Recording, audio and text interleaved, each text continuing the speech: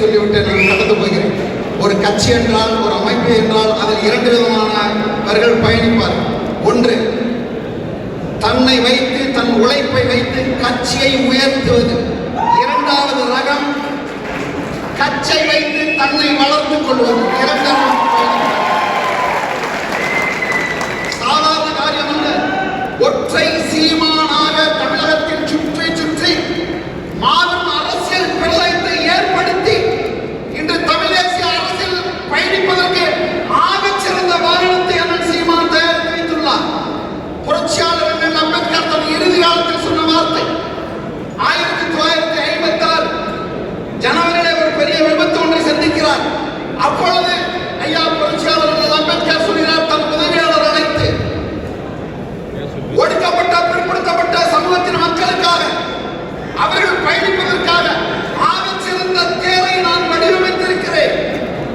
அவர்கள் பயணம் செய்வதற்காக இந்த தேரை இந்த இடம் வரைக்கு நான் இழுத்து வந்ததற்கு நான் அடைந்த துரோகங்கள், நான் சந்தித்த அவமானங்கள், நான் சந்தித்த கஷ்டங்கள் ஏராளம்.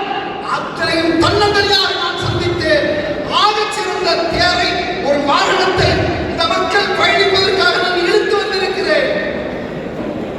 என்னை பின்பற்றி வருபவர்கள் முடிந்தால் இந்த வாகனத்தை ஒரு அடி முன்னோக்கி இழுத்து செல்லுங்கள். அதை முடியாவிட்டால் அந்த இடத்துல விட்டு நகருங்கள். அதை பின்னோக்கி இழுப்பதற்கு எவனுக்கும் அறிவதில்லை என்று சொன்னார் புரட்சியாளர் அம்பேத்கர். அதைத்தான் நாங்களும் செய்கிறோம். தமிழ் தேசிய அரசியலில் ஆகச் சிறந்த தத்துவத்தை படைத்து அதை உருவாக்கி இந்த இனம் பயணிப்பதற்கு ஒரு அரசியல் களத்தை, ஒரு அரசியல் கப்பலை, ஒரு அரசியல் வாகனத்தை அண்ணன் சீமான் உருவாக்கி இருக்கிறான். முடிந்தால் ஒரு அடி இழுத்து செல், முடியாவிட்டால் அதை இங்கே விட்டு செல். அதை பின்னோக்கி இழுப்பதற்கு எவனுக்கும் அருகவில்லை. கட்சி என்றால் ஒழுங்கு நடவடிக்கை இருக்கத்தான் செய்யும். அண்ணன் சொல்வார், சாக்கடை அடைப்புகள் இருக்கும், அந்த அடைப்பை எடுத்து விட்டால் தண்ணி நன்றாக ஓடும். மரம் வளரும் போது சில கிளைகளையும் சில இலைகளையும் உதிர்த்து விட்டுதான் வளரும். அதை அப்புறப்படுத்த வேண்டும். எல்லோ இனத்திலும் துரோகிகள் உண்டு, எம் இனத்தில் துரோகிகள் கூட இருக்கிறார்கள். அதை கழித்து விட்டுதான் இந்த கட்சி வளர வேண்டும். யாரை நீக்காமல் தான் நாங்கள் செயல்பட முற்படுகிறோம். நீங்கள் என்பதற்கு அழகா என் தம்பி சொன்னான், துறை சொன்னா கட்சி சந்திக்கக்கூடிய பொருளாதார சிக்கல் துறை சொன்னான். என் தம்பி இடுமான கார்த்தி சொன்னான், ஆயிரக்கணக்கான பேர் புகழ் வெளிச்சம் இந்த மேடை, இந்த கைத்தட்டு சீமான் நாம் தமிழர் கட்சி ஏற்படுத்தின மேடையை தாண்டி வேற எங்கும் உனக்கு கிடைக்காது. நாம் தமிழர் கட்சி போட்ட பிச்சை 1000 கட்சி என்று அழைக்கலாம்.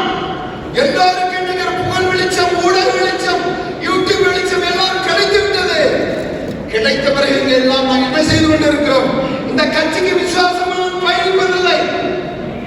எனக்கான ஒரு கூட்டத்தை நான் சேர்த்து கொண்டு பயணித்தால் அவர்களை ஒதுக்கித்தான் வைக்கும் இந்த கட்சி. அது யாராக இருந்தாலும் சாதாரண வாய்ப்பல்ல. மாநாடு முதல்ல திருச்சி மாநாட்டை நான் பார்த்துட்டே இருந்தேன். ஏன்னா தமிழ்நாட்டில் முதல்ல ஒரு மாநாடு கூட்டம் நடந்து எங்க ஆளுகெல்லாம் போவாங்க. மாநாட்டு பந்தல் மூர்த்தக்கால் நட்ட பொழுது ஒரு படம், மாநாட்டு திடலை பார்வையிட்ட பொழுது ஒரு படம், மாநாட்டு அலங்காரத்தை வடிவமைத்த பொழுது ஒரு படம். 4 பேர் உழைப்பல்ல, 40,000 பேரோட உழைப்பு. அப்படி ஒரு கூட்டத்தை இந்த டீம் எல்லாரும் சேர்த்துதான் பயன்படுத்த முடியும், தனிச்சு பேர் வாங்குறதுக்கு அல்ல. ஆக நம்ம இதை மாற்றிக்கொள்ள வேண்டாம். துளித்திட்டான் கொண்டு வந்தது ஒரு பொருளாதார வழிவெக்கணும். அண்ணன் திரும்ப கேட்பார், 100 தமிழ் தேசிய முதலாளிகளை எனக்கு அடையாளப்படுத்து, 100 தமிழ் தேசிய முதலாளிகளை எனக்கு அறிமுகப்படுத்து. ஒரு தேசியம் தனக்கான விடுதலை பெறும் பொழுது அந்த தேசியத்தில் முதலாளிகள் பெருக வேண்டும். அப்படிதான். ஆக இது ஒரு வாய்ப்பு.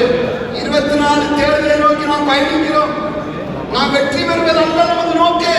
ஒரு களத்தை மாற்றி அமைத்து இந்திய ஒன்றியத்தில் நடக்கக்கூடிய தேர்தல் 40 வேட்பாளர்கள் நாம் தமிழர் கட்சி பாராளுமன்றத்தில் இருந்தால் உலகத்தின் முன்மாதிரியான ஒரு பாராளுமன்றமாக இருக்கும் என்று கூறி அண்ணன் கருத்தை வலுப்படுத்த, அண்ணன் வேற எந்த முகமும் கிடையாது.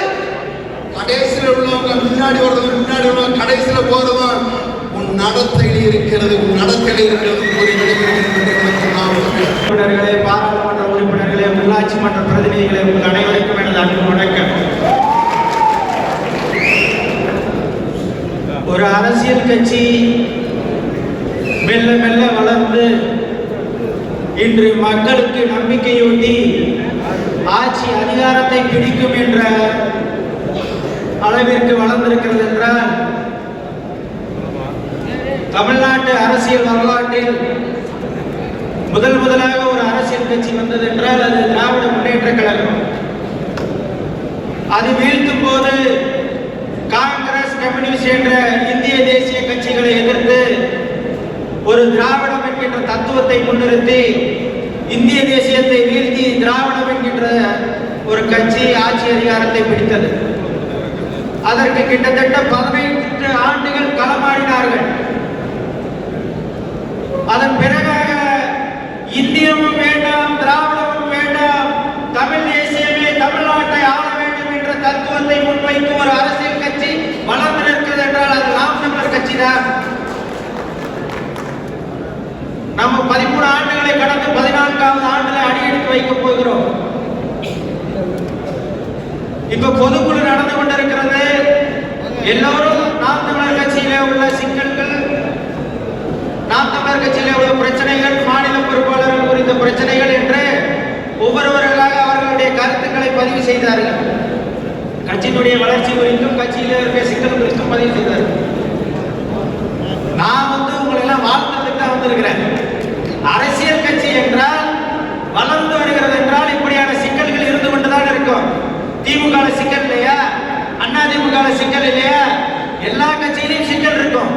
அதையெல்லாம் தாண்டி திராவிட முன்னேற்ற கழகத்தில் உள்ள பொறுப்பாளர்கள் வேலை செய்து கொண்டுதான் இருப்பார்கள். குறிப்பா நான் மதுரையில பிறந்ததுனால மதுரையை வச்சு உங்களுக்கு சொல்றேன். அங்க 2 அமைச்சர்கள் இருக்கிறாங்க.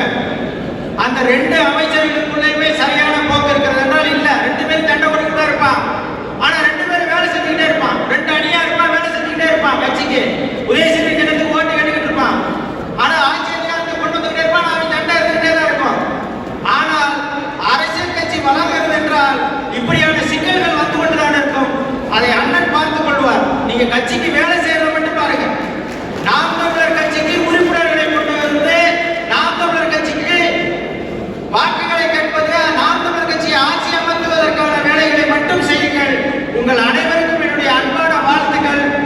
இனிய புத்தாண்டு தமிழர் திருநாள் வாழ்த்துக்களை முன்னக்கூடி வாழ்த்து சொல்லி விடைபெறுகிறேன். நன்றி, வணக்கம்.